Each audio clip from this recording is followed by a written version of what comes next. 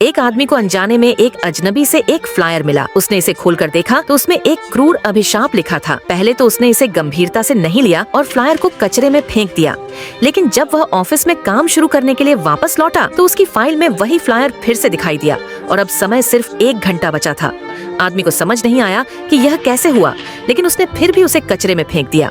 उसने सोचा कि अब मामला खत्म हो गया, लेकिन जैसे ही उसने नीचे झुककर दराज खोला, उसने देखा कि वही फ्लायर फिर से वहाँ था और अब समय केवल आधा घंटा बचा था। अजीब बात यह थी कि जब उसने कचरे की टोकरी देखी तो उसमें फ्लायर गायब था। डर के मारे वह तुरंत उठा और उसने फ्लायर को टुकड़े टुकड़े करके टॉयलेट में फेंक दिया, ये सोचकर कि अब यह दोबारा नहीं आएगा। लेकिन जैसे ही वह टॉयलेट से बाहर निकला, उसे अपनी जेब में कुछ अजीब सा महसूस हुआ। उसने धीरे धीरे जेब से वह चीज निकाली और ये देखकर हैरान रह गया कि वही अभिशाप वाला फ्लायर था और अब समय केवल 15 मिनट बचा था। आदमी पूरी तरह घबरा गया। उसने फ्लायर को और छोटे छोटे टुकड़ों में फाड़कर जमीन पर फेंक दिया और फिर घबराहट में अपनी सीट पर लौट आया।